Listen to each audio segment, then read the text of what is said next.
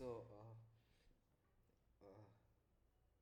welcome back to week 10 of the problem solving session to the Introduction to Fluid Mechanics course. And in this week's session, we will be primarily dealing with the analysis of accelerating frame of references. Let me just,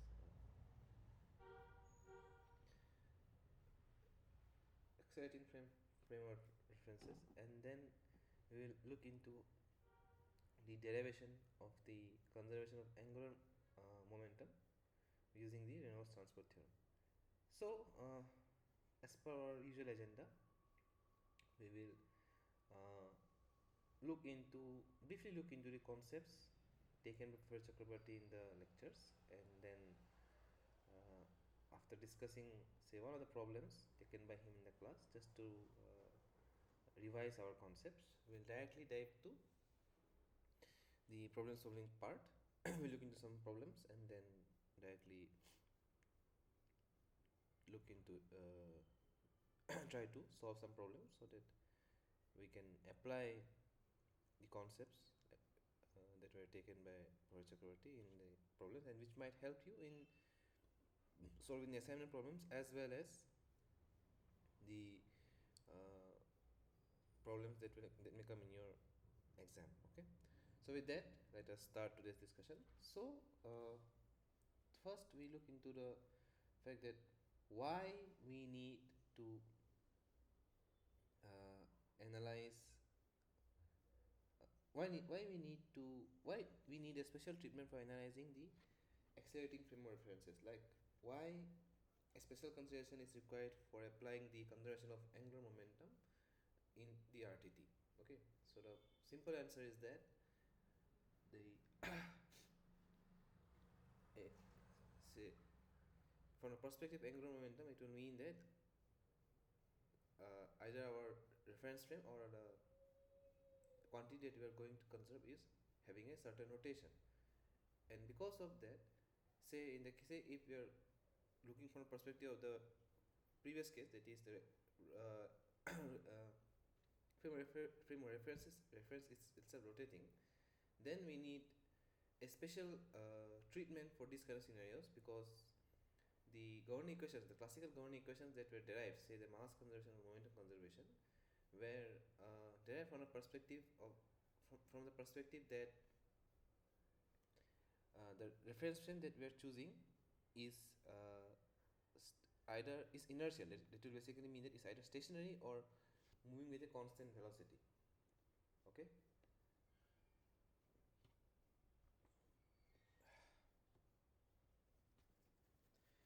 But when we are considering that the frame of reference is rotating with, say, some certain velocity, some certain angular velocity, then it will inherently mean that the frame of reference becomes non-inertial, because a body undergoing a rotational motion experiences both acceleration and deceleration during its phase of rotation, and thus has to be treated explicitly by modifying the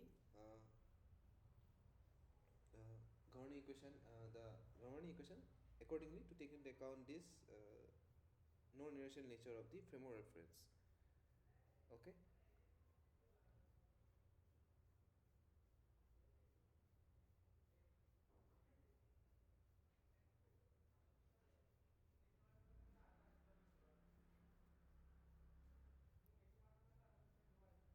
So now let us look into the derivation. So the basic step towards the approach of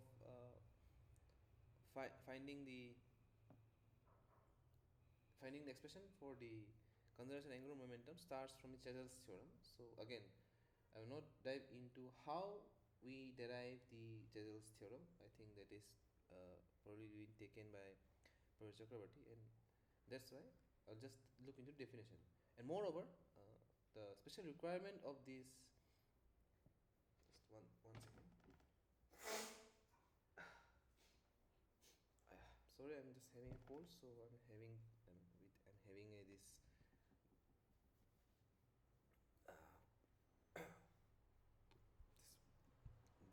voice and I'm having to. Okay, I hope you understand. I'm just having some cold, so just kindly deal with me. Okay, so as I was saying, yeah. So the special consideration comes uh, say in the case of angular momentum because say when say in the case of mass conservation, the mass in itself is scalar quantity. Okay, so the frame of reference with respect to which we are deriving this mass conservation becomes quite irrelevant in that perspective because mass is scalar quantity, so it is invariant of the choice of the coordinate system. Okay, but say when we are considering the conservation momentum or angular momentum or any vector quantity, the frame of reference that we are choosing becomes quite relevant. Okay, because vectors are not this coordinate invariant. Okay, so they vary with the choice of the coordinate system, and thus since angular momentum in this case is also a vector quantity, so that's why it will vary with the choice of the coordinate system, and that's why we need to take into account this non-inertial nature of the angular momentum by trying to find relationship between that uh, non-inertial frame of reference and the inertial frame of reference that we are going to use to derive the uh, angular momentum conservation by the classical Reynolds transfer theorem. Okay, so that's why this relation between the non-inertial frame of reference that is denoted by small xyz and the inertial frame of reference that is given by capital xyz that we will eventually use to derive the angular momentum conservation is given by the Chesel's theorem. Okay, so according to Chesel's theorem, we have that for an arbitrary vector a in xyz that is the non-inertial frame of reference, the time derivative of a with respect to the inertial frame of reference capital xyz is equal to the time derivative of a in the non-inertial frame of reference small xyz plus omega cross a or the cross product of the angular velocity and the vector a.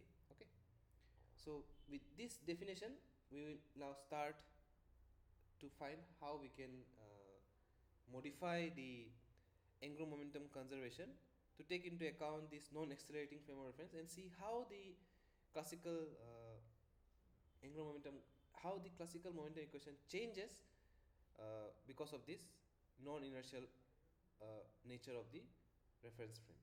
Okay, so let us consider these two coordinate systems, this capital xyz and small xyz, where the capital xyz frame of reference is the inertial frame of reference and the small xyz frame of reference is the non-inertial one. Okay, and we consider that the quantity that we are trying to conserve is attached to this non-inertial frame of reference. Okay, but that's why then only we can find the uh, relationship between by using Chesel's theorem we can find the relationship between this inertial frame and the non-inertial frame. Okay, so let us consider a vector term, say r. Okay, say displacement r in this inertial frame, non-inertial frame of reference small xyz, and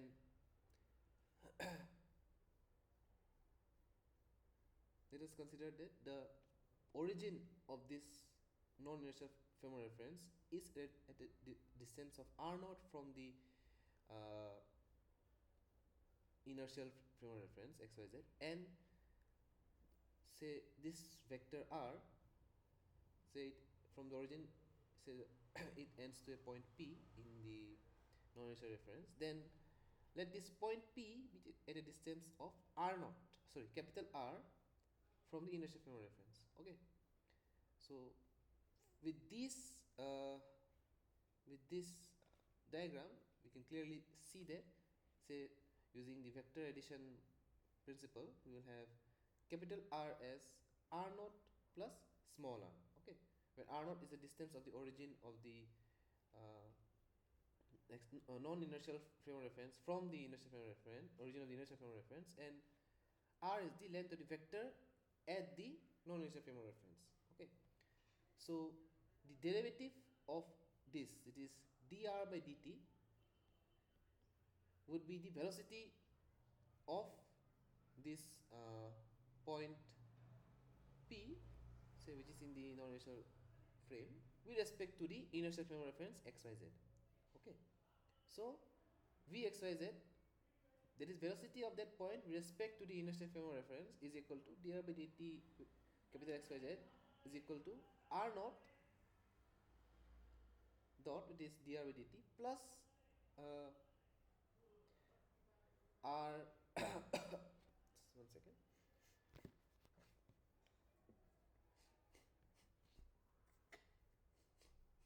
plus r dot of this, r dot of with respect to small xyz, plus omega cross r, where omega, this term comes from the Chesel's theorem. Okay,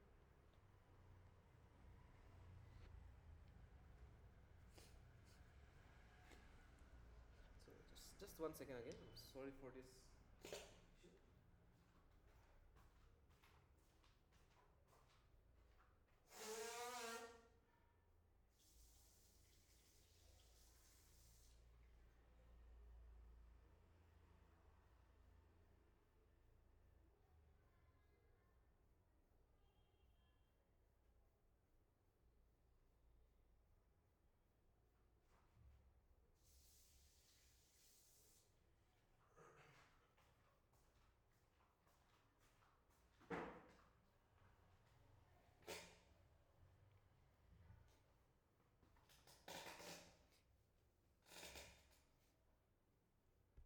Yeah, sorry for this delay. Let us again go back. So yeah, so we can see that so the time derivative of this second term, which is r, which was attached to this non-inertial frame of reference, is given by r dot xyz, it is plus omega cross r. Okay, so this term is, it will basically mean that as it is shown here, it is basically, or we can, I will just write it, it will basically mean that v xyz is equal to r naught, again let me just write, say, with respect to xyz, plus small r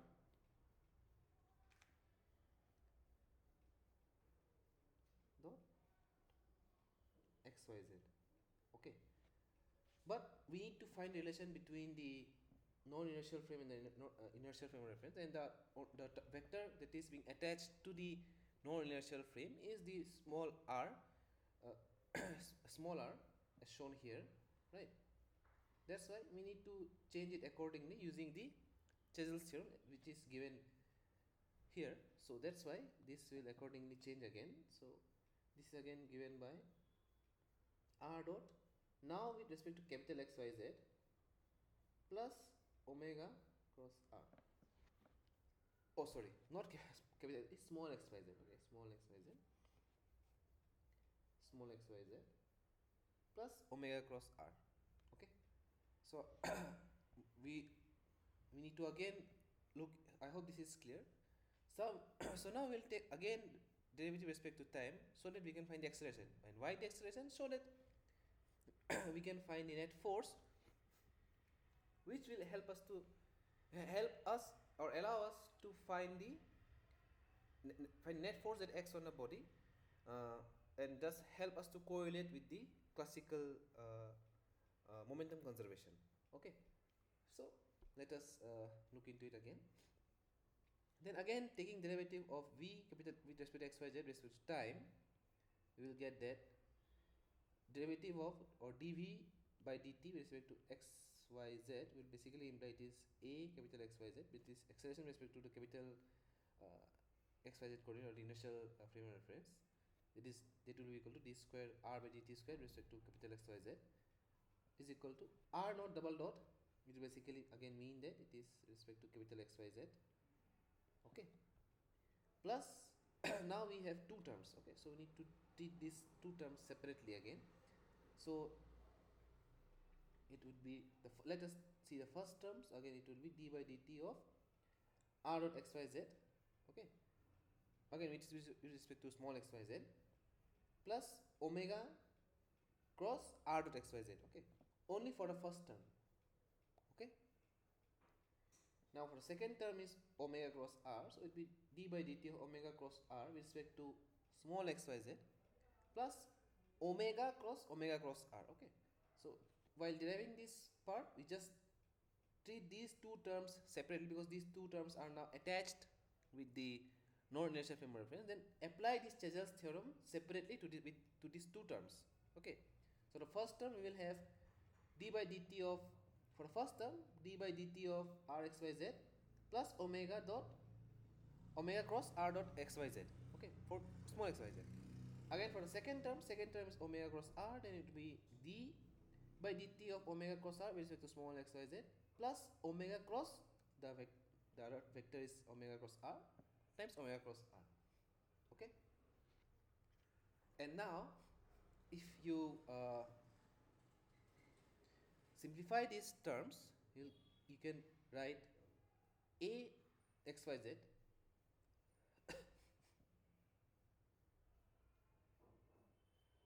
I'm sorry, it is capital xyz, right?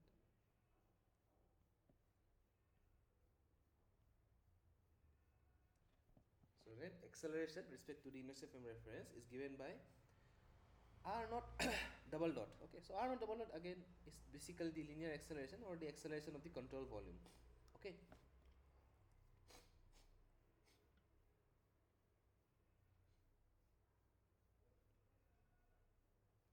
plus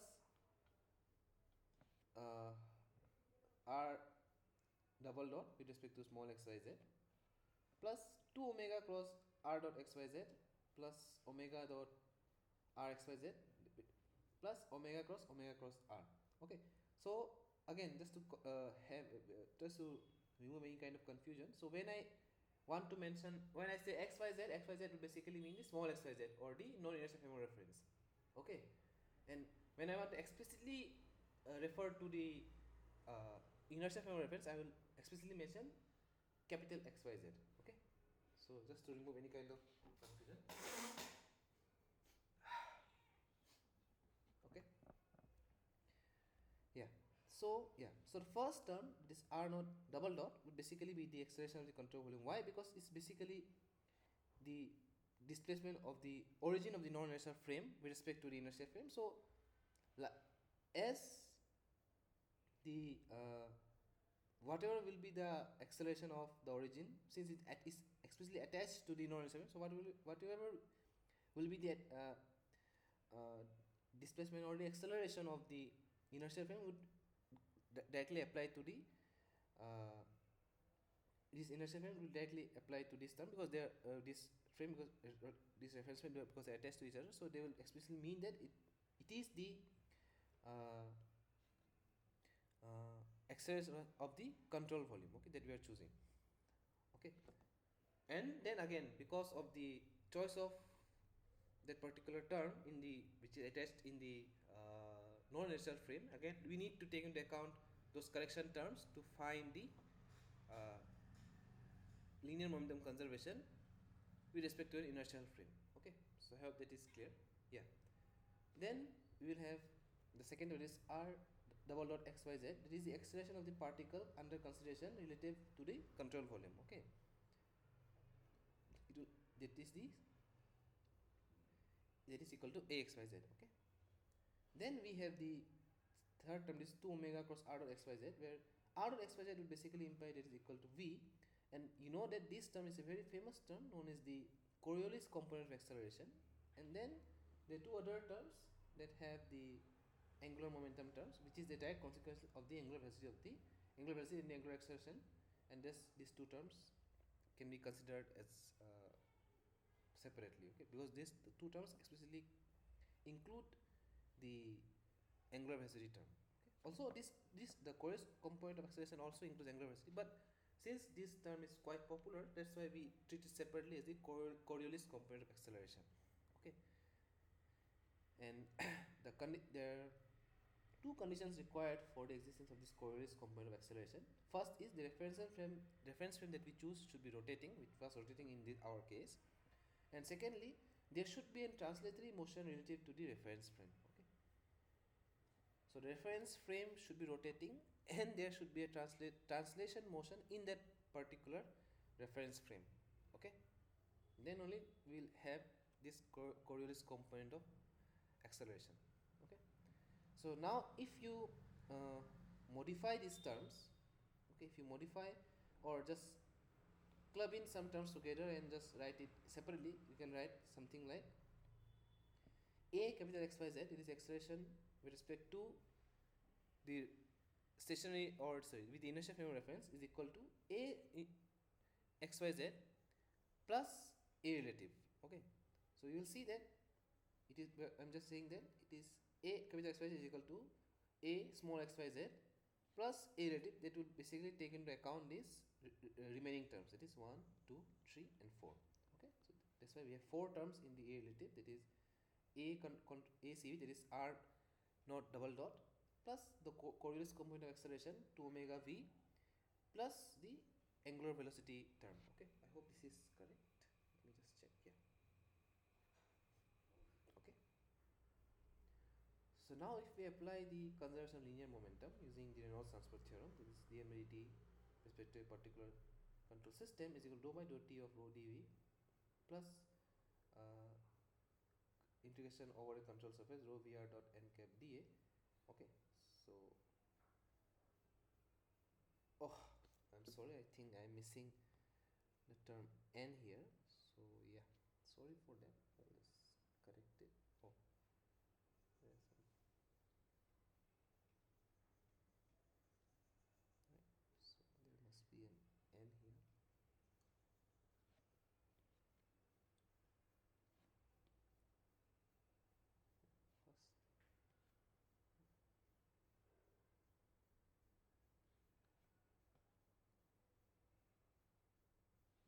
First, so yeah, I hope this is fine. Yeah, yeah. So this is the just the RTG that we have discussed till now. Okay, so nothing new.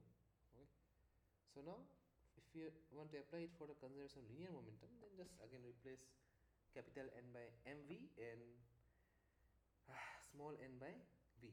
Okay, so the catch would be that in this case we need to replace this mv with respect to the non-inertial frame. Okay, let us start with that, then we will use the required correction terms to find the net acceleration with respect to the inertial frame of reference. Okay, yeah, so if you do that, then it will become d by dt of m times m with respect to, okay, I'll just use the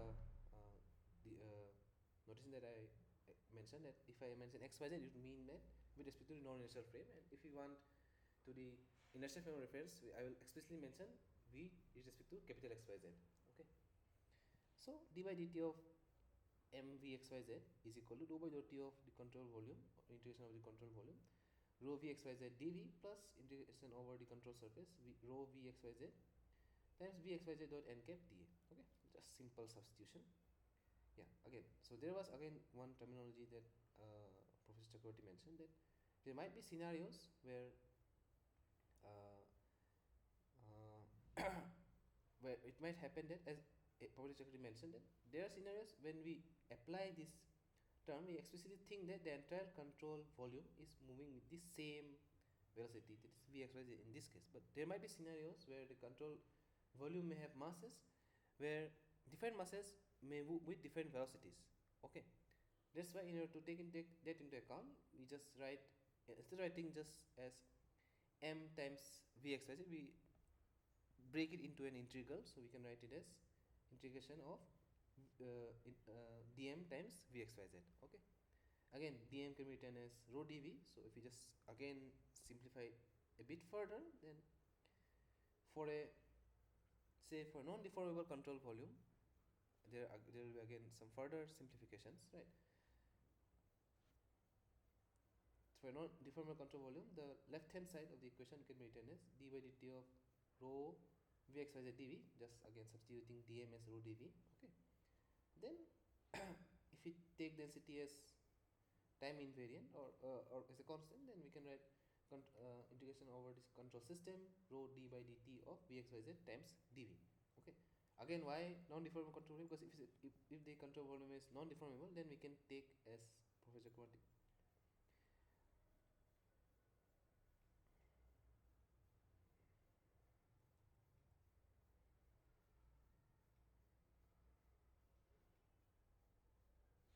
Let me just look into it once.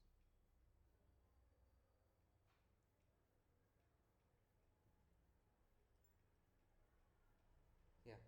So if the control volume is non-deformable, then we can take dv out of the time derivative, right? So that's what we have done here. So it comes out of the time derivative. Then we can write it as integration over the control system. It's rho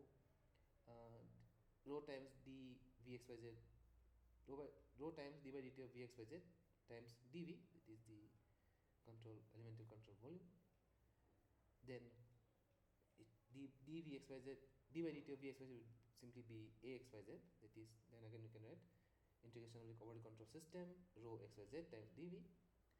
Now this ax y z, okay, this ax y z is equal to a with respect to capital X y z minus a relative. Why? Because we know that if I just write it here, say a capital X y z is equal to a small x y z plus a relative. Okay. Just 1 second.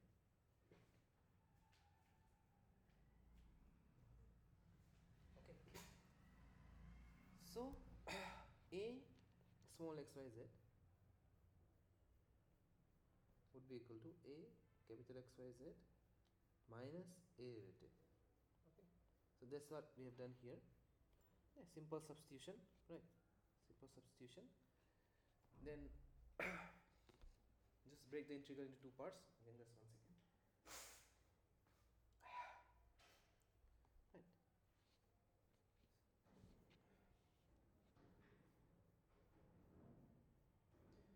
And by now it's quite clear that if we take delta t tends to 0, then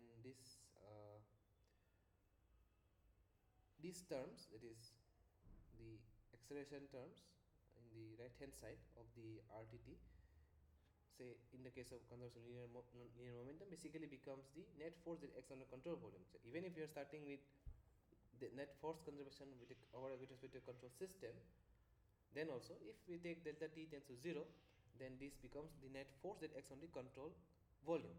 Okay, that's why the first term would basically mean that it is the net force that acts on the control volume where the force is taken respect to the inertial frame of reference, okay, capital X y z. And the second term is just replace the system by CV. It becomes integral of over the control volume rho times a relative dv. Okay. Now if we substitute this back to the first equation, that is here, okay, then we will have fcv minus integral over the control volume a relative times dm or rho dv, anything you can write. That will be equal to dou by dou t of integral over the control volume rho vx y z dv plus integral over the control surface vx y z times vx z dot n cap dv.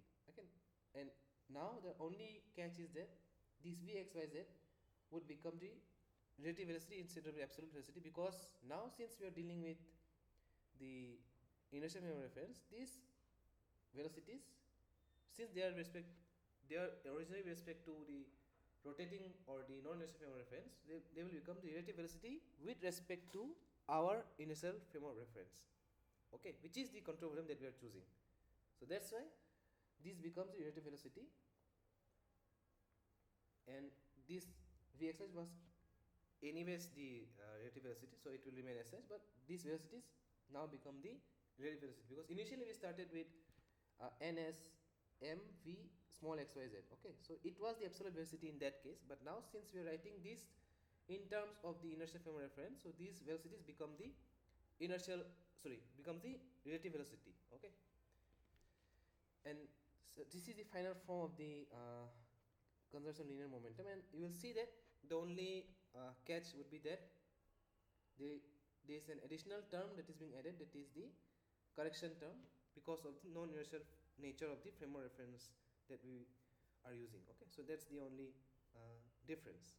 Okay, so and the here the A relative is again given by this. Okay, that we have discussed already.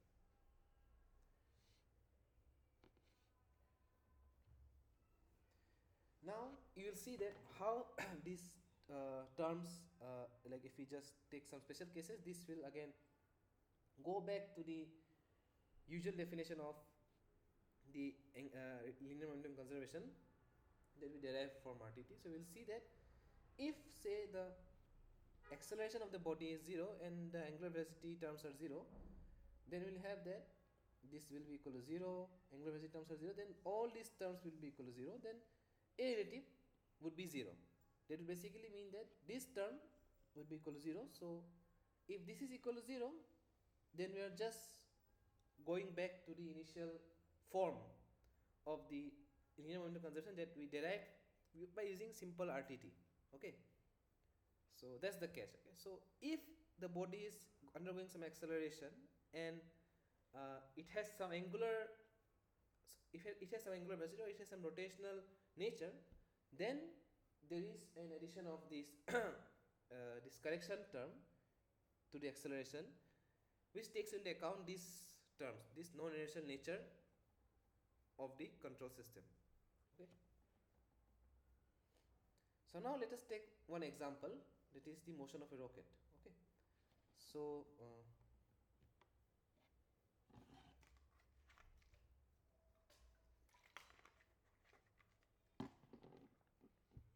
just give me 1 second.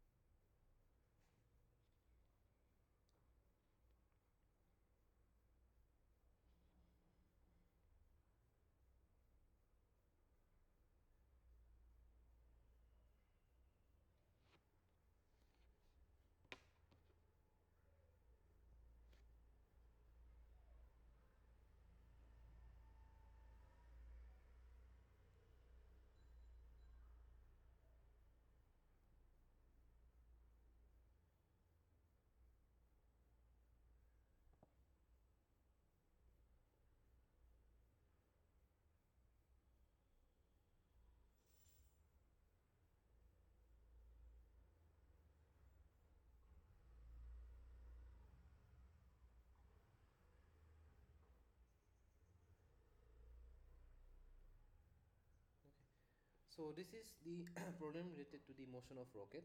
Okay, sorry for this slight delay, I was just checking in the problem. Okay, so there is a rocket as shown by this diagram. Okay, has a certain mass given by mg and experiences some certain drag force d. Okay, so we'll see, look into the magnitude of this drag force. You can see in some certain limits you can neglect that, because the net thrust of the rocket is quite larger than the net drag force. I'm just saying that we can simplify it if required, but again there will be a drag force, and that's what is may sometimes become a important factor by the design of the rockets or spaceships. Okay, so nevertheless, so then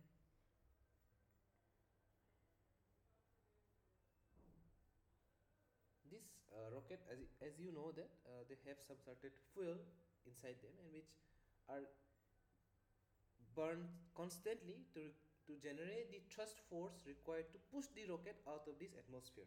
Okay, and while this fuel is burned, since say for example if the initial mass of say rocket was say 5 ton, I'm just giving an example, I don't know the exact mass, I'm just saying for example if the initial mass of rocket was 5 ton, among which it can be the scenario that say certain mass, say 3 ton of the total mass is the fuel. Okay, the fuel required to push the rockets out of the atmosphere. Okay, then as the fuel are burnt while the rocket is escaping out of the atmosphere, then the net mass of the fluid of the fuel will reduce with time, which will inherently reduce the net mass of the rocket. Okay, and thus the mass of the rocket in this case is a function of time. Okay, and that's why we say capital M is the instantaneous mass of the rocket, and say m naught is the initial mass, which includes the mass of the rocket and the fuel. Okay, and again, m naught is basically the initial mass of the fuel in the rocket, so we will not explicitly consider the mass of the fuel. Okay, but it is the fuel that is being burnt. Okay, that's what it is important to know. And in general, the mass of the fuel is also considered as the mass of the rocket, because in the case of the spaceships, the fuel that we use are the solid rocket boosters. Okay, so the fuel is kind of in the form of solids, and thus they also are considered as the part of the rocket. Okay, I'm sorry I'm going into that detail, but just wanted to let you know the essence of the problem, like why the mass of the rocket is changing with time. So that's something different that you usually encounter. That's why I'm just mentioning it here. Okay, now let VE be the mass of the velocity of the fuel that comes out of the rocket. Okay, and let m dot E be the rate of mass flow of this fuel. Okay, which is a constant, and VE is also a constant. Okay, but this VE is coming out of the rocket relative with the rocket. Okay, not the absolute velocity, but relative with the rocket. Okay, so now you get to know this is the relative velocity of the fuel respect to the control volume. If this red line shows the control volume, then VE will be the relative velocity of the fluid, which is the fuel in this case with respect to the control volume. Okay, and let VCV, that is given here, be the velocity of the spaceship or the rocket. Okay, and this will be changing with time because the rocket in this case is accelerating. Okay, and that's why the requirement of solving this problem with respect to the non-inertial frame of reference. Okay, and in this case we'll attach our frame of reference with the rocket, with the spaceship. Okay, so now if we apply the conservation of linear momentum, then the net force that you can write it as the net force that acts on the rocket, that is summation of all the force F minus the correction term integral of dm a relative equal to dou by dou t of integration of the control volume of rho v rho v xyz times dv, where v xyz is again the velocity or relative velocity of the fuel with respect to the rocket. Okay, plus the surface integral of rho v xyz times v xyz dot n cap dA. Okay, so as I already mentioned here, this v xyz now will be the relative velocity. Okay, because since we are the frame of reference that we chose is non-inertial, but we are finding this with respect to an inertial frame of reference. That's why this will become the relative velocity with respect to the inertial frame of reference. Okay, so for the first term, say if we start from here, then summation of F would be equal to the drag force that acts in negative x direction minus mg. Okay, so that will be the net force that acts on the body minus dm integral of dm times a relative, which will basically be m times dcv dt, because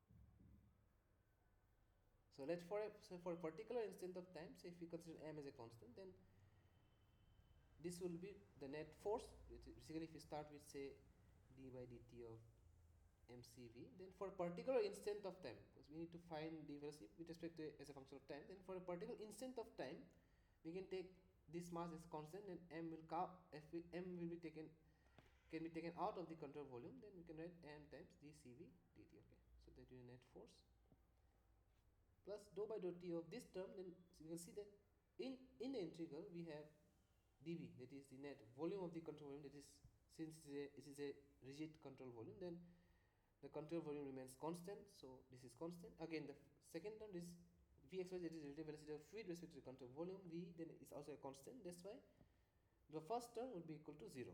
Okay, so now let us look in the second term. So in the second term, the vxyz will be equal to minus v because of the direction of motion with respect in the negative. So even if it is the direction of the velocity is in direction of the normal vector, say if this is the outlet, then normal vector is say n cap. Then also, since it is negative with respect to the chosen frame of reference, say if it is something like x, y, z, since the negative y direction, so there is a negative sign here, times this term again, rho times v x y z dot n cap dA, which is basically rho av, is the mass flow rate, which is again a constant. So we can write it as m dot e.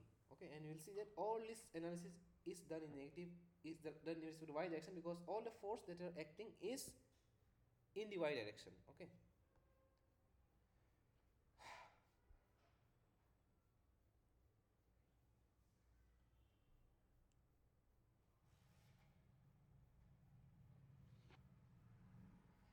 And you will see that this term, why we could write it as like this, primarily because I have not told it earlier, but it is quite understandable. Why? Because the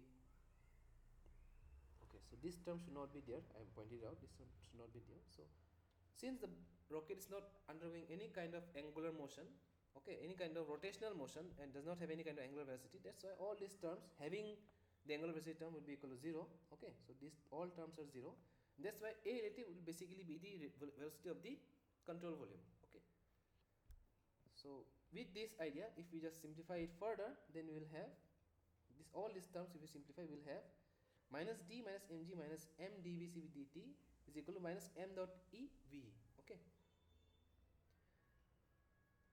then now if we apply mass conservation, say if you want to simplify it a bit further, we will have the dou by dot t of rho dv plus the surface integral of rho v xyz dot n cap dA. Okay, again this term is basically m dot e, so we have that dou by dot t of mcv is equal to m dot e. Okay, or if we just integrate it a bit further, we will have that again, we just write it, so remove any kind of confusion, so it would be d by dt of mcv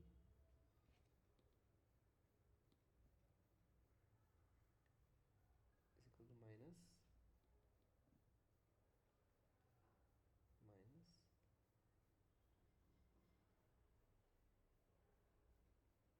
okay,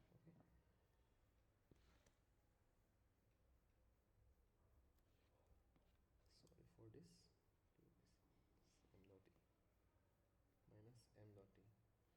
So if we integrate it, say d mcv will be equal to minus integral of 0 to t m dot e dt. Okay, and this integration will be from m naught to m, because m naught is initial mass, m is the instantaneous mass or the final mass. So it would be m minus m naught is equal to minus m dot e dt 0 to t. Again, m dot e is a constant, so we will have m minus m naught is equal to minus m dot e dt. Okay, so now we have an expression for mass. Okay, so if we just write it, then m would be equal to m minus, sorry,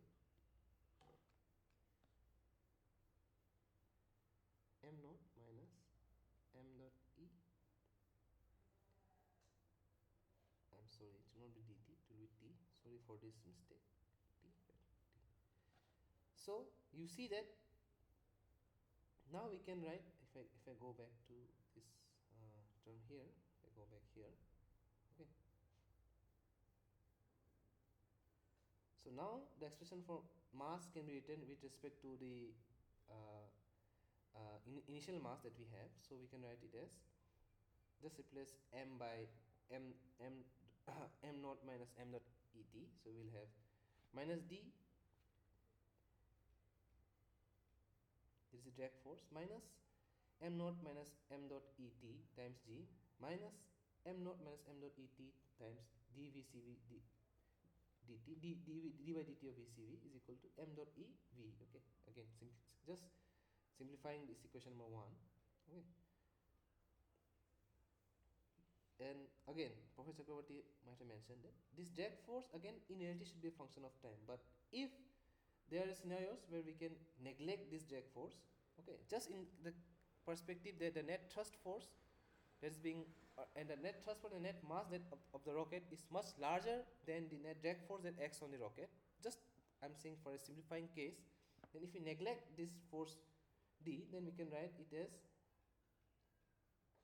if we simplify this term by dividing all the terms individually by m naught minus m dot e into t, we can write dvcv by dt is equal to m dot e times v minus m naught minus m dot e into t minus g. Okay, and the task was to find the expression for the velocity of this control volume or the spaceship in rocket in this case. Then we can write just integrate it with respect to time, then integration of dvcv is equal to m dot ev, because both of these terms are constants, times integration of dt over m naught minus m dot e times t minus integration of g integration of dt. Okay, because g is constant in this case. Then if we integrate it, we will get that vcv is equal to vc, the natural log of m naught minus m naught divided by m naught minus m dot e t minus gt. Okay, so we just write for the final step, this is the final expression, so we can write it as vcv is equal to minus ve ln m naught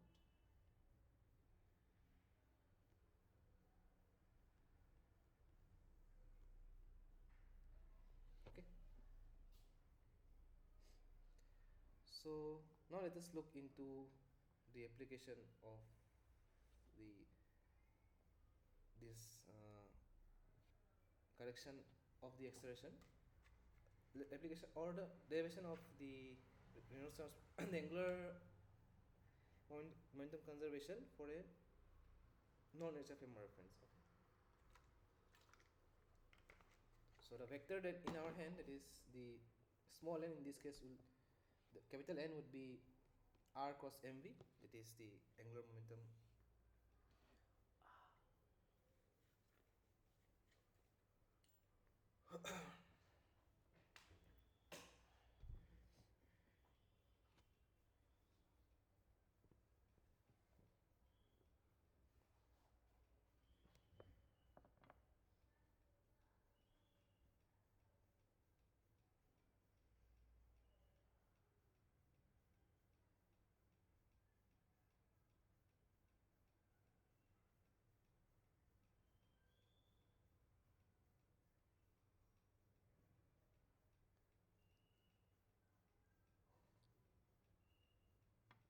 okay, and then small r would be r cross v. Okay, so if you substitute it in this equation, let's write it in this equation, we will have d by dt of integration over this control system r cross dmv is equal to dou by dou t of volume integral over volume integral of rho times r cross v dv plus surface integral of rho times r cross v vr dot n cap dA. Okay, and then for general moving frame of reference, that is if we want to do it for say a inertial frame of reference, then we need to again take into account the correction term. So we will have this term, the first term will remain as such, so d by dt of integration of the control system r cross dm vxyz minus the correction term dm r cross a relative is equal to dou by dou t of rho times r cross vxyz, when again v is the relative velocity with respect to the inertial frame of reference, but this v is the velocity say which was taken with respect to the rotating frame of reference. So if for example if your reference frame is rotating say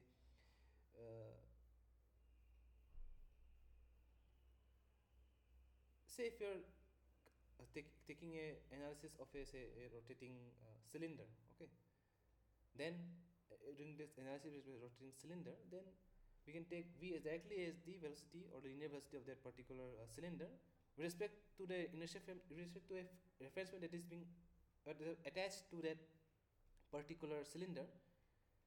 But since we are deriving this expression with respect to an inertial reference frame, then this v becomes the relative velocity of that particular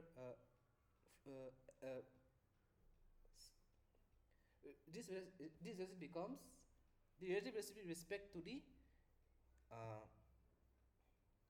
inertial frame reference that we are choosing. Okay, so this will become the relative velocity, and again, just for second term, it will be surface integral of rho times r cos vxyz, and this was again inherently the relative velocity vxyz dot n cap dA. Okay, so with this, now let us directly go to the problem solving part. Okay, so yeah, so I hope the question is visible.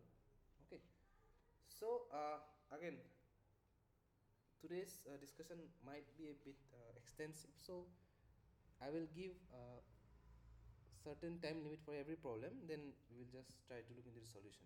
Okay, so for the first question, a constant velocity horizontal water jet from a stationary nozzle impinges normally on a vertical plate, okay, as shown, and that rides on a nearly frictionless track. Okay, so it's a frictionless track. We just write, underline the important terms. Okay, nearly frictionless track.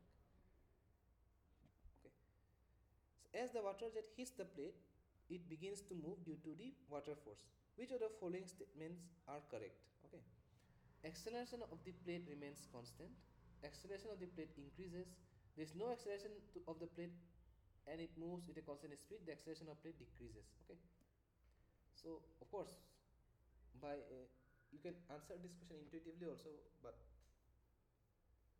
give it a try. So I will give you, say, 3 minutes for this question, then we can look into the solution.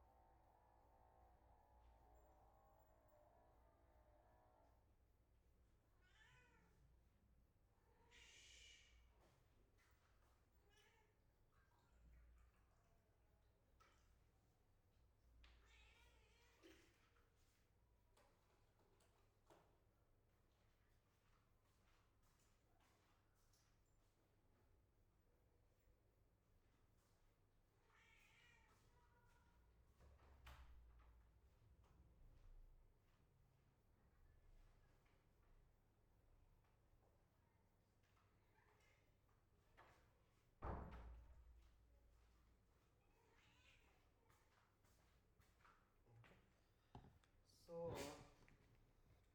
I think then we can look into the solution. So as I mentioned, this can be again understood intuitively, but let us just look into the solution. Okay. Yeah, just to mention one thing. the one of the very crucial applications of this conservation of angular momentum comes in the analysis of water sprinkler. Okay, so for the sake of saving time, I am not taking this example.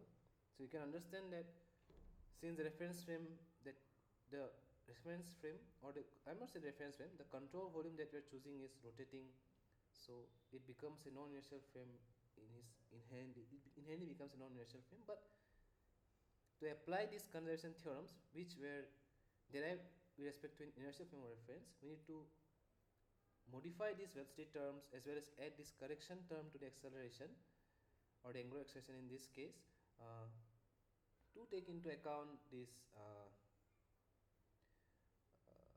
the non-inertial nature of this control volume.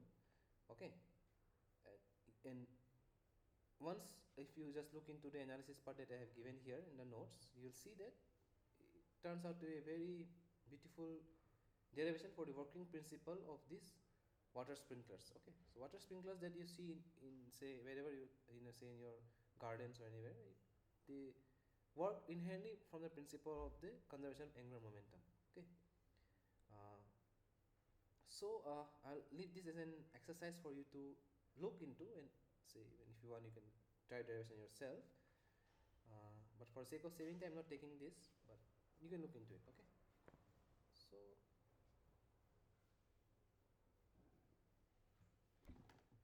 yeah, so for the first question the answer is quite simple and intuitively, like if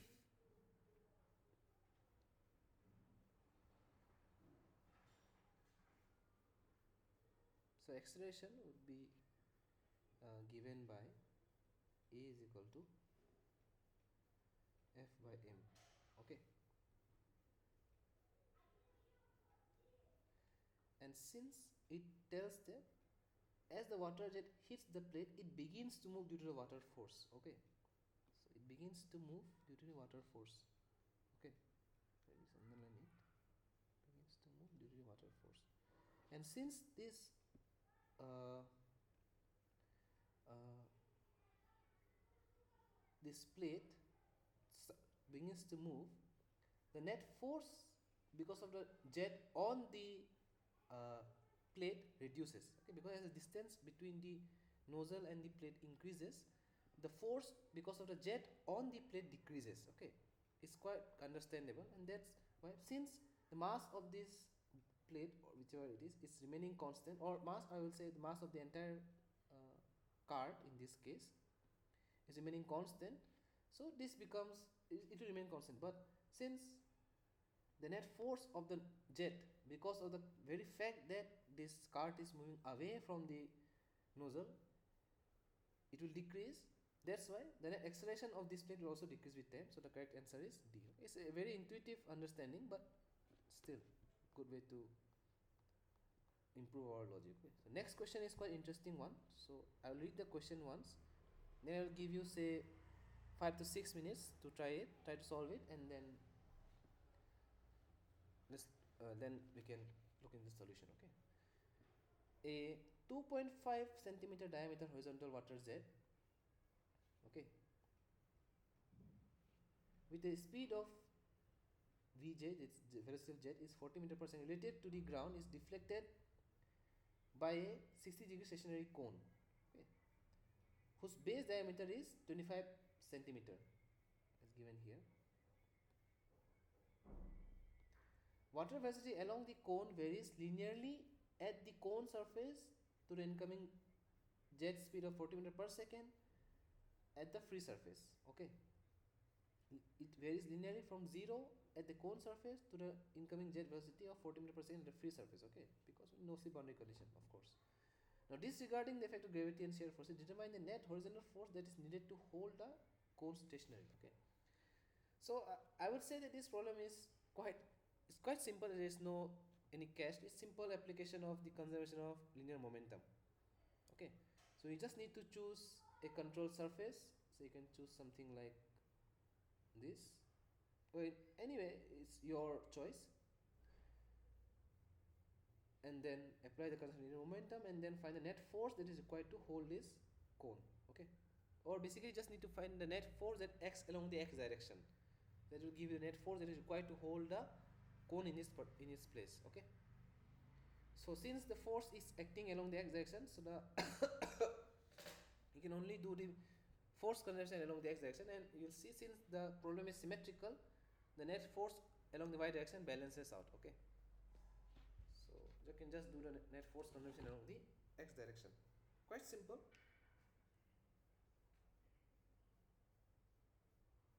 Just try to look into it, and then we can discuss the solution.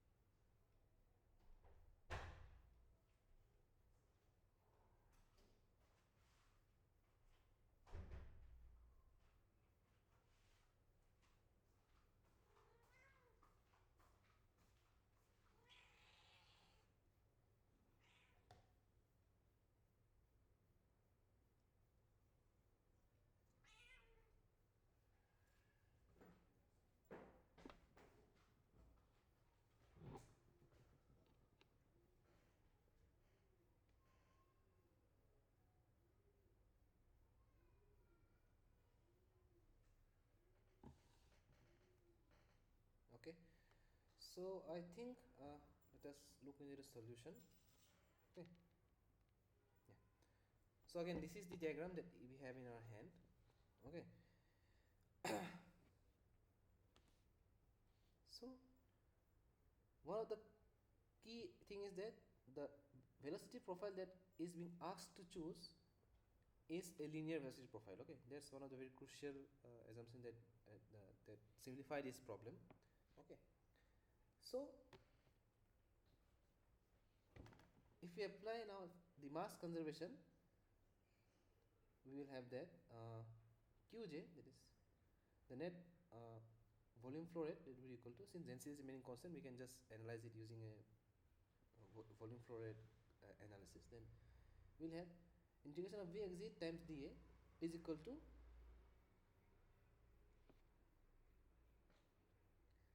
Vj by 2 times pi dc into h. Okay, so this is again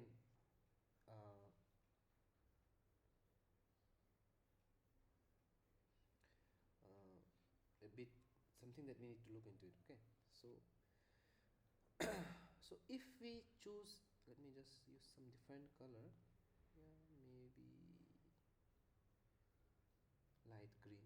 No, maybe this color. Yeah. So if we choose a control volume of this form, okay.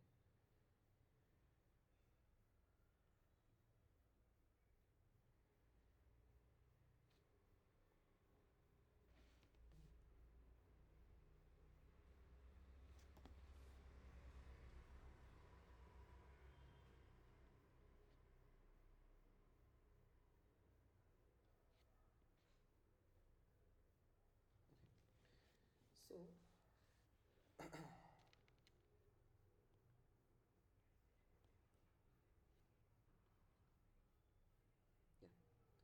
So if you look at the exit, okay, the inlet part is quite simple. It will just be the area of the inlet times velocity, the net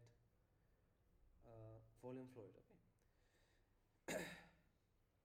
But at the exit, if you look into it, only the part of exit, because you may seem that it's quite complicated, a cone like this, but this cone and how to find the area like that. But if you just look at the exit, it will just simply be a concentric circle, right? If you just look into it, then if it's a control volume, then what you will have is that, so I should use the same color scheme. So this would be your cone, okay, at the exit. If you look from this side view, the side view of this problem would be that the cone would be the circular base of the cone, okay. Just give me 1 second. The circular base of your cone plus the outer periphery of your jet, okay, the jet.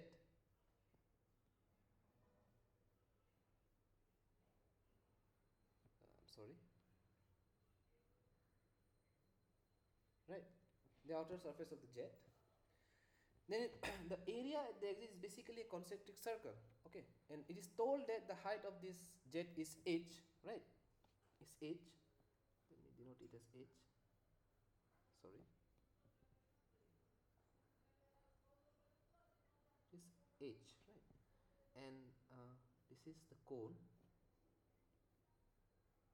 right, and this is the side view. Let me just write it.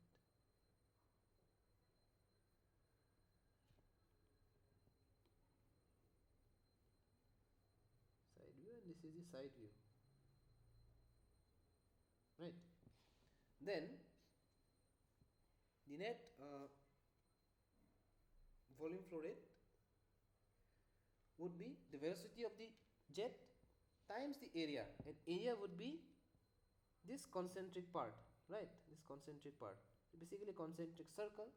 And if you know that the area of this concentric circle will be basically given by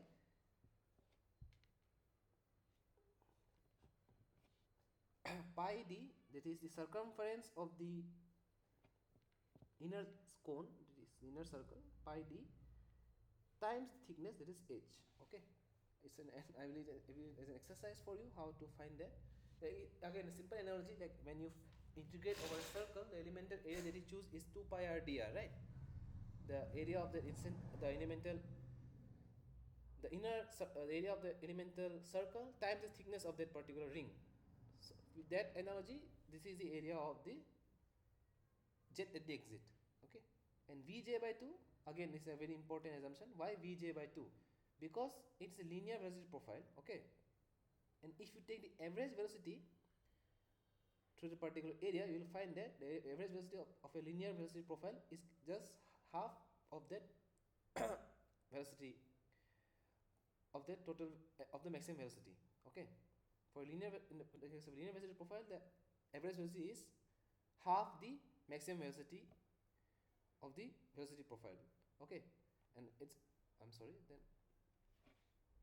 one of the very popular examples where the velocity profile is a linear one is the coed flow, okay, where the upper plate is in the case of a coed flow, this flow between two parallel plates, and if one of the plates, okay, is stationary and the other plate is moving, okay, then the velocity profile that we get is a linear one, given by this velocity profile, okay. And if you find the average velocity, is given by becomes the half of that maximum velocity v, okay. With that analogy, the velocity of the jet at the exit is Vj by 2, okay, average velocity. Now if we then equate this volume flow rate at the exit with the incoming volume flow rate, which is area times velocity, it is 40 meter per second in this case, right, we'll get that h is equal to 1.25 millimeter, okay. Now if we apply the conservation of linear momentum, the net force along the x direction is given by rho v times rho v n cap dA. The first term becomes 0 because the chosen control volume is stationary as well as non-deformable, okay. And the velocity is also constant, that's why the first term is 0. It's quite understandable from now, by now. And the second term is just a simple simplification, right? So at the inlet we have rho Vj times rho Vj dot A1, that is the area of the inlet, minus the velocity component along the x direction, that would be v cos theta, times rho v into pi dc times dy, Okay.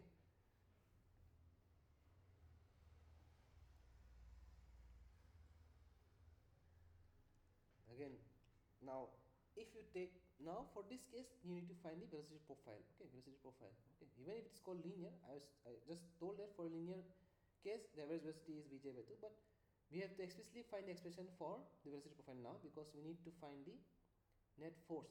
We're dealing with linear momentum conservation, so we need to find the expression for v. Okay, so to that we just need to apply the boundary conditions. From that we get that at y equal to 0 we have v equal to 0. Okay, and at y equal to h we have v equal to vj. Okay, just that is being told in the question that at the surface it is 0, and at the free stream or the upper surface of the jet it is equal to velocity of jet. Okay, so once we apply the boundary condition we get that v is equal to vj times y by h. Again simple, again a similar velocity profile as a coed flow, right? But you need to find it explicitly to let the examiner or anyone who is evaluating a paper know that you know the concepts. Okay, and if you substitute the value of v and h, you'll get that v is equal to 32,000 y. Okay, because 1.25 it was millimeter. Okay, that's why, and velocity is in meter per second, so if we just supply the units then we will have v is equal to 32,000 y. And that's, if you substitute this value of rho v a and h in this expression, okay, and theta is 60 degrees, so cos theta is half, right? We will get that the net force along the x direction is, that is required to put the cone in, to put the cone in its place, then Fx is equal to 523 Newton. Okay, so let us now look in the next question. So the correct option is option number C. Okay, now let's look into the next question. Yeah, it's again an interesting question. Again a simple application of conservation of linear momentum. Water flows through the duct as shown in figure and is 50 centimeter wide. Okay, and 1 meter deep into the paper. So depth of this particular diagram is 1 meter into the paper. Okay, so let me just write it. It's 1 meter. Gate BC completely closes the duct when beta is 90 degree. Okay, again it's a very crucial statement that's given here. Okay,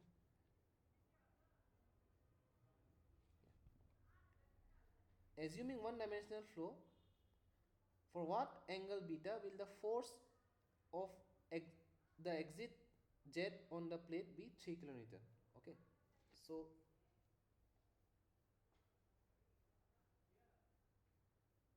you need to find the angle value of this angle beta, okay, for which the net force that acts on this plate is 3 kilonewton. Okay, so you will see that as you open the gate, the net force will increase because the net mass of the fluid that strikes, even if velocity constant, but the net mass of the fluid that strikes the plate increases. Okay, so you need to find the angle, beta which gives the net force on this plate as 3 kilonewton. Okay, so it might be a bit complicated. I will not say that complicated, but a bit complicated compared to other problems. So I will give you some time, say 4 minutes, to look into it, and then you can look into the solution. Okay.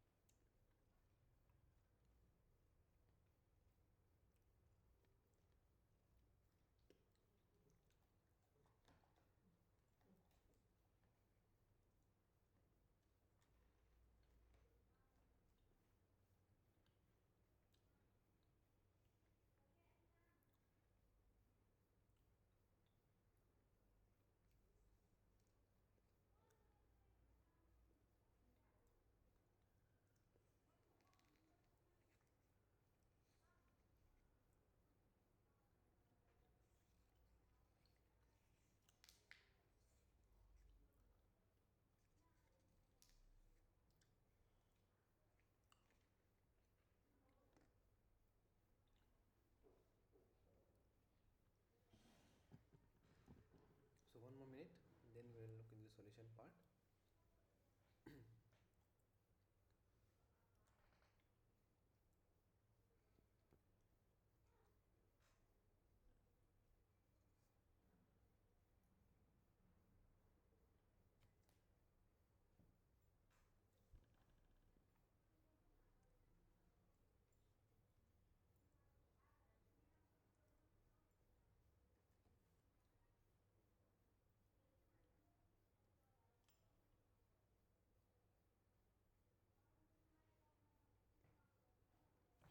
So now, so let us look into the solution part now. Okay. So we have the diagram in our hand then. Yeah. So the key hint was that uh, the length of this plate BC. Okay. So this can be found out from the fact that if beta is 90 degree, so it will basically mean that it is a plate is in this shape. Then it is told that the plate completely closes. It closes the gate. Okay. So it means that it fits perfectly at this point. So it means that the length of BC is equal to 50 centimeter, right? So let's now look into the solution.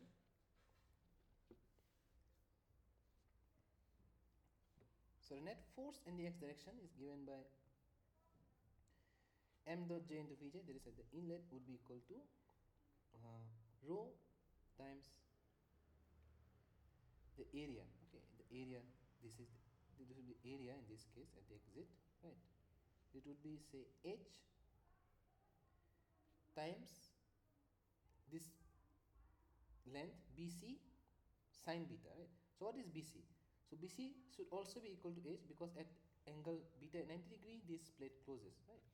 So we have that this length would be h1, that is 50 centimeter, minus h1 sine beta, okay, times the depth, this is d, okay, the time times the depth, that is 1 meter in this case, minus sorry, times v2 square. Okay, so let me just write it. I think it will simplify it. Right, so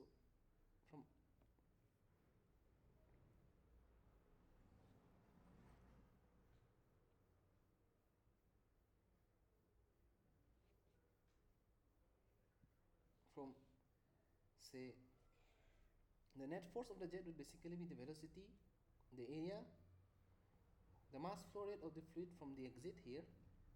Sorry. Okay, I'm sorry. Mass flow rate of the fluid from this area times the velocity. Okay. So let us, and the velocity at that exit can be found out from using the mass conservation. So let me just do it. So if we consider, say, control volume of this form, okay,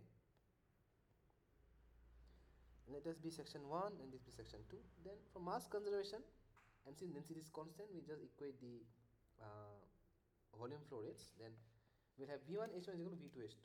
Okay, then that is h2 would be again h1 minus h1 sine beta. Then v2 would simply be v1 by 1 minus sine beta. Okay, so at the exit we need this velocity v2. So if we just substitute it, because v2 we do not know, we know v1, so we write v2 in terms of v1, right? Simple analysis. Then we have it will be basically be v2 square, right? Let me just write it. It is v2 square. Okay, and v2 square will be v1 square minus v1 square times 1 minus sine beta whole square, right? So this is what we have written here, right? Then if we just rearrange this expression and separate beta, right, we'll get that beta is sine inverse 1 minus rho h1 d v1 square by f. I'll leave this part of exercise how you do that, right? Then beta is sine inverse of 1 minus rho is 998, or 1000, you can whatever you might take, it will not vary that much, times h1 is 0.5, 50 centimeter is 0.5 meter, d is 1 meter, then v1 is 1.2 meters per second as shown here, right? And f is 3000, yeah, 3 kilometer as shown here. Then beta becomes 49.5. Then from this we get that answer would be option B. Okay, so now let us look into the next question, right?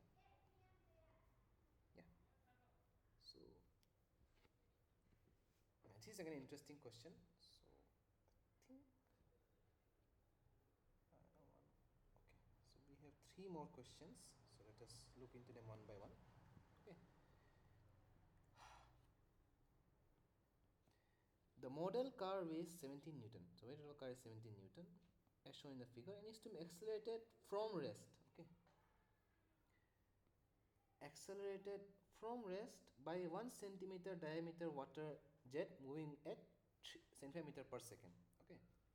Neglecting the air drag and wheel friction, estimate the velocity of the car after it has moved 1 meter. Okay. So this problem, I would say, is a bit complicated. Okay, and involves certain analysis part, but the key thing or the key takeaway from this kind of problem is the solution methodology. Okay, so that's what I feel from my end.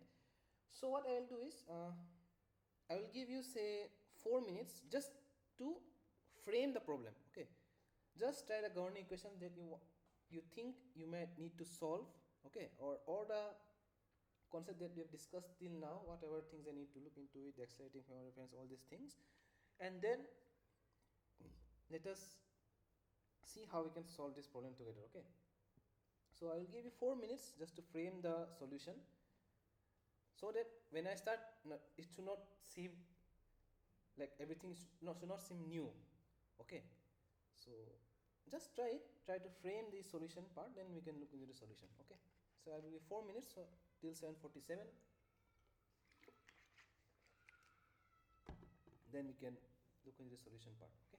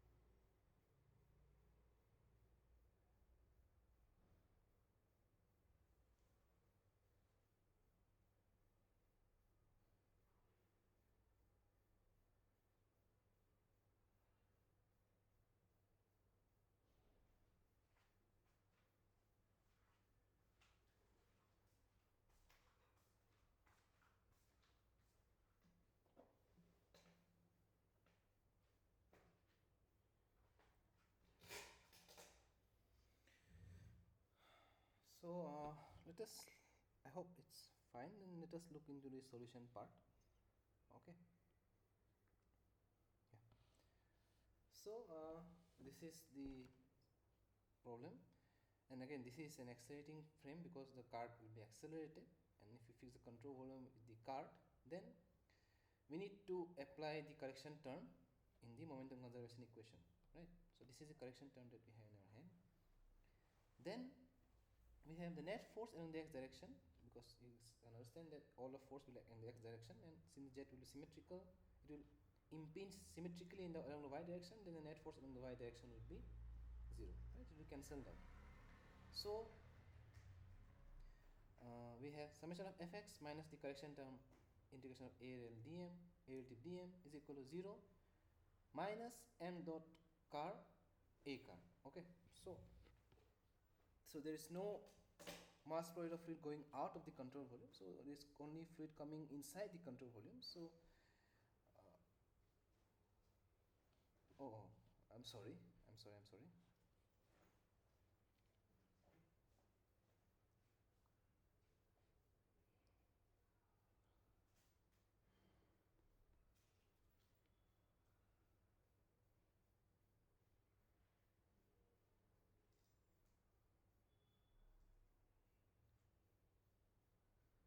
Just 1 second.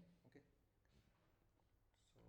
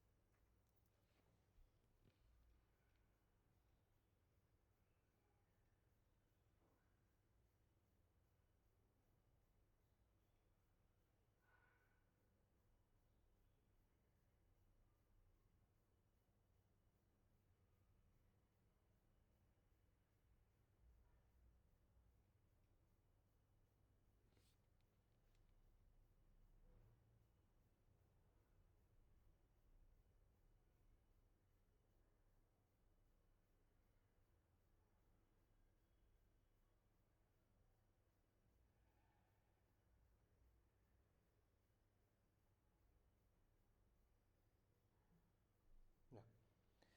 So it would be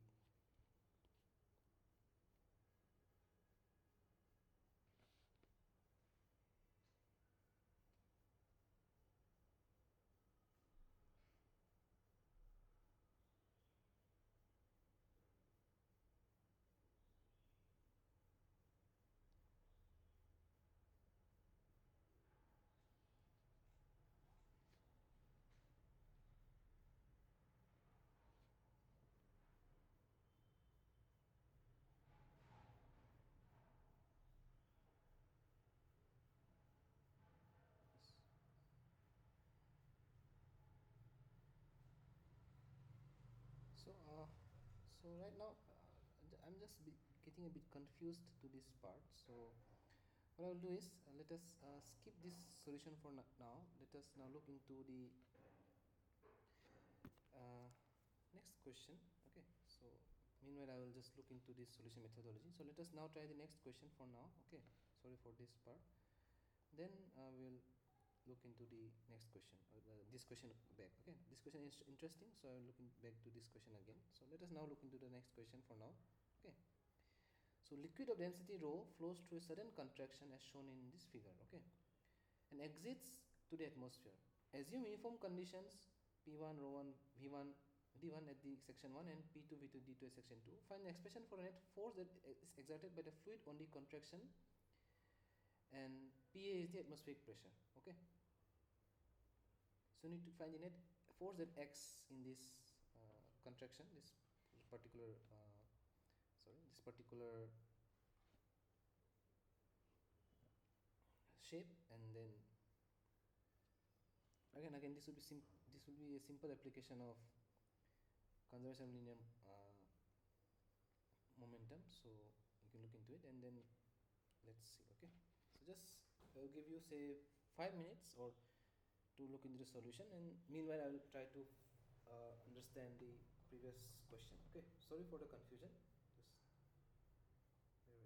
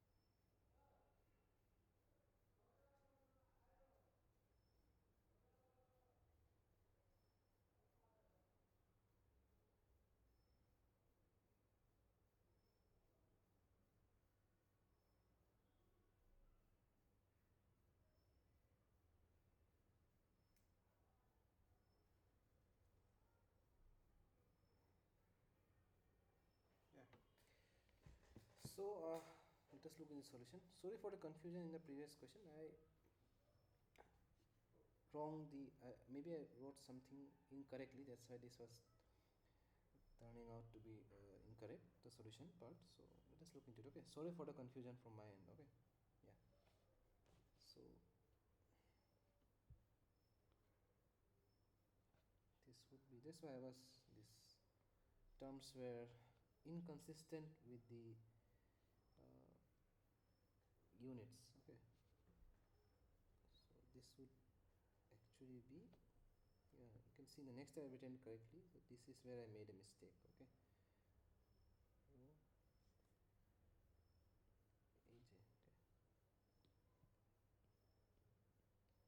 Sorry for the confusion, and let me draw the control volume as well now. So control volume, yeah, mistake from my end as well. I should consistently draw the control volume, so otherwise I also get confused, right? So this is a good lesson for everyone. So it's good practice to do the control volume.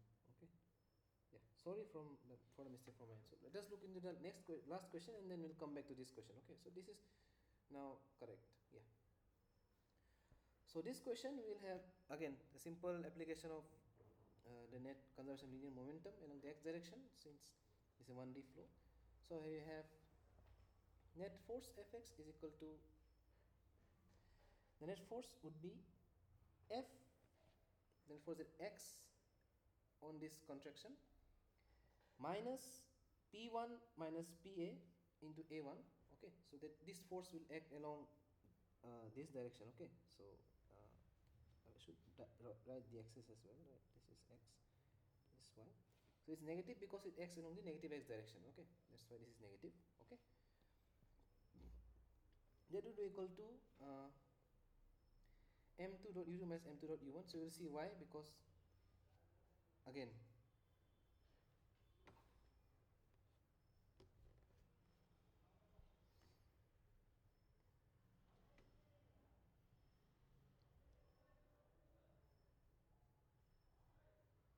yeah, so say for this first, the inlet, yeah, this part I hope it is clear. It's just simple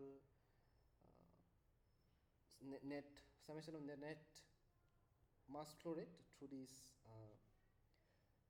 or the net momentum flux through these inlets and outlets. Okay, so m dot 2 minus u2 minus m dot 1 and c1. Okay, again why the minus 1 at the inlet? Because the sign of the velocity vector and the area vector are opposite to each other, so this will have an inherent negative sign. And for the outlet, since the direction of the area vector and the velocity vector are consistent with each other, so this will be positive.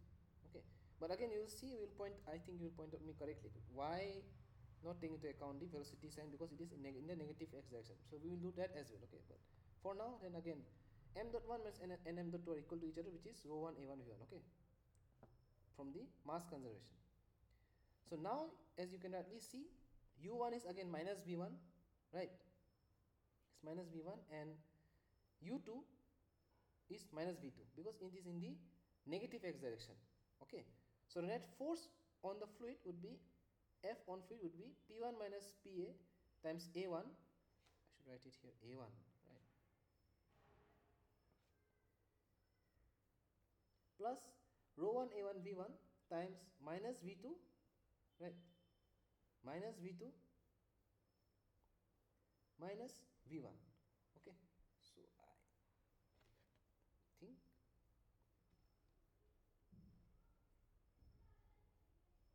yeah, it should be plus V1. Yeah, it should be plus V1, right? Minus minus, it should be plus V1, right?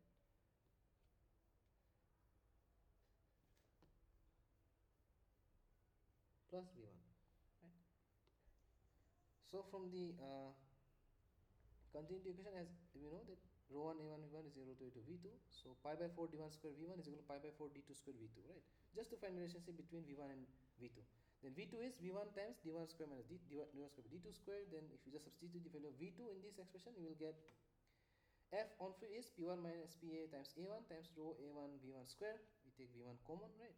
Times d1 by d2 whole square minus 1. Okay, simple application of conservation of linear momentum. Just check the signs, it should be consistent, right? Then you can in fact substitute here itself, but it's your choice. Okay, So now let's get back to the previous problem. Okay.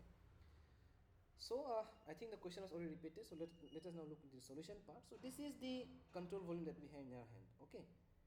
So the net force Fx is, the net force will be 0 because there is no friction force on the wheel and the weight is not acting along the x direction. So the net frictional force and the air drag are 0. So if they would have been there, then there would have been some net force, external force. So the drag force, drag and say air resistance would be included here, but since both of them are negligible, so this term is 0. Okay. Second term is the correction term, so it would be the acceleration of the car and the mass of the acceleration, mass of the car and the mass of the acceleration. Okay. Sorry for this mispronunciation. Mass of the car and the acceleration of the car. Okay, the second term, and the right hand side is simply the balance of the momentum flux. So m dot out times u dot out minus m dot in minus u dot in. Okay, there was some inconsistency in the way I've written here. So I wrote it previously, so there might be some mistakes. So that's why I was getting a bit confused when I am again going through it once again. Okay, sorry for that. So now we'll see that here this velocity u and both u out and u in are both the relative velocity of the jet. Okay, it will be relative velocity with respect to the inertial frame of reference. Okay, but in this case we just need to find relative the relative velocity of the fluid coming out of the control volume. Okay, so if the cart is moving at a velocity of v, okay, this is shown here, right, then the relative velocity of the fluid coming out of the cart would be Vj minus V. Okay, let us now consider for the inlet first. Okay, I hope I will be able to write it, simplify it. Okay, for the inlet, okay, the mass flow rate is m dot in, and the velocity would be velocity of the jet Vj minus V. Okay, right.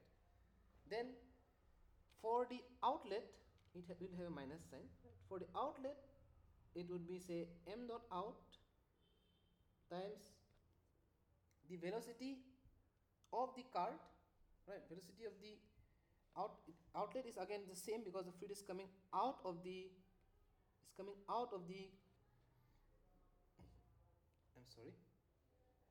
the fluid is coming out of the control volume, right? So the fluid comes out of the jet, impinges the cart, then deflects out of the control volume like this.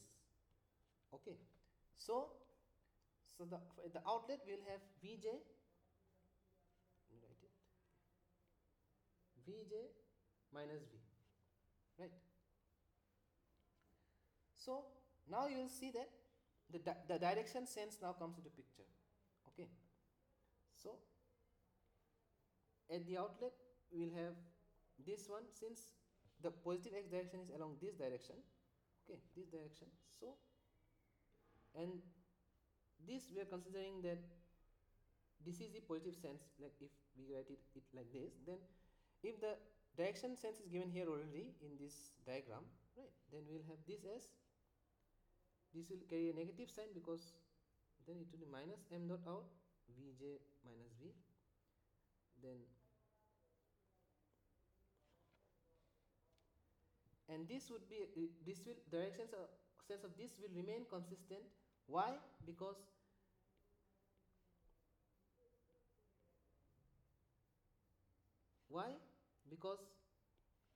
Vj minus V, the net velocity, is acting along this direction, right?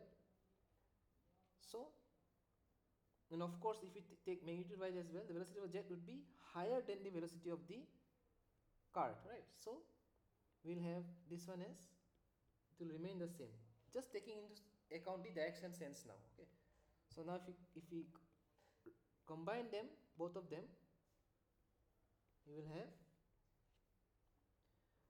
and m dot in minus m dot out are same, right, because from mass conservation. So we will have minus 2 times m dot Vj minus V, and m dot is rho times A times V, right? Net velocity again, which is the same here, so it will be minus 2 rho A Vj minus V whole square. Okay, so I hope this part is clear now. So now let us again, you can go back to the lectures or again just previous one and see how this happens. Okay, but now let's look in the analysis part. Okay, so since we're going out of time, then let us just look in the analysis part. Okay, so we will have m car dot dv by dt is equal to 2 rho aj 2 rho times aj times vj minus v whole square. Okay, then dv by dt is equal to 2 rho aj by m dot car. Sorry for this, it's just m car times vj minus v whole square. So if we take this as some constant k, okay, just for simplification, we take this as k, then dv by dt is equal to k times vj minus v whole square, right? Or dv by vj minus v whole square is equal to k dt. We need to integrate it to find an expression for v, right? Then we can find displacement, right? So we need to find the expression for velocity, right? So we integrate it, so we use the principle of separation of variables. So if we do that, then dv by vj minus v whole square is equal to k dt. So then we integrate it, we will have 1 minus vj by v is equal to kt plus c. Now for at t equal to 0, v equal to 0, right, because the cart is not moving, then we will have c is equal to minus 1 by vj. Then if we just take the constant, value of constant in the integration, we will have, and if simplify it, we will get that v is equal to vj kt by 1 by vj k. We will have v is equal to vj square kt divided by 1 plus vj kt, where k is 2 rho aj by m car. Okay, now if you substitute the value of k here, we will have k is 0.0905 meter inverse. If you substitute the value of k in this expression, we will have v is equal to 509 t divided by 1 plus 6.785 t. Okay, so now you need to find the value of the expression for the displacement. Okay, then only we can find the value of velocity that we need, so that if you go back to the question, like what we saw there, we need to find the value of velocity of the car after it has moved a displacement of 1 meter, right? So you need to find the expression for this displacement, right? Then for displacement of 1 meter, what is the time required? Then if we know the value of time, then we can just substitute the value of t in this expression to get the value of velocity of the car. Okay, so assuming that the jet can follow the car without dipping, okay, that's very crucial. Okay, because in the previous assumption we saw that as the car moves away, the force from the jet reduces because distance between the jet and the car increases, so the net acceleration decreases. But let us say that for a distance of 1 meter, the jet is not dipping and is hitting constantly the car, then it is found that the car reaches a distance of 1 meter at 0.072 seconds, so v is 24.6 meter per second. Okay, so this is the solution, final solution, but let me just tell you some of the steps that is required to reach it. Okay, it's again a hit and trial method, so let's look into it. So s is integral from 0 to t v dt, and v is 509 t plus 1.675 t. Okay, this is the expression for velocity, but we need the value of time so that we can find the value of velocity after the cart has moved a distance of 1 meter. Okay, so to integrate it, again you need to apply some ways so that the order of the numerator is 1 less than the order of the denominator. Okay, so we just divide these terms and simplify it, then we will get that s is integration of s is equal to, I will leave these steps for you to understand. Simple integration, of course a bit simplification is done, but you can easily understand it. Okay, then we have s is equal to 75t minus 75 divided by 6.785 natural log of 1 plus 6.785 t. Okay, then s is 75t minus Yeah, this term, okay. S is 75t minus 75 by 6.785, natural log of 1 plus 6.75t, okay. Now for S is equal to 1 meter, what we need to do is, we need to find the value of t. We need to try and hit and trial method which satisfies this equation, okay, which satisfies this equation. And once you do that, you will get that the value of t is comes around 0.072 seconds, and once you do that, you will get t is 0.072 seconds, and if you substitute the value of t in this expression, you will get the value of v as 24.6 meter per second. So it's again an extensive problem, okay, it's an extensive problem and requires a method of hit and trial, but you can do it, okay, but you know the solution methodology, okay. So I hope this is fine. Then sorry for the confusions from here and there. It's a difficult concept for me to understand as well. Okay, so I try my best to let you understand, but if you're in doubt, you can just put that in the discussion forum and then we can proceed further. Okay? Thank you and have a nice day, and sorry for any kind of confusion that I might have created. Okay, thank you.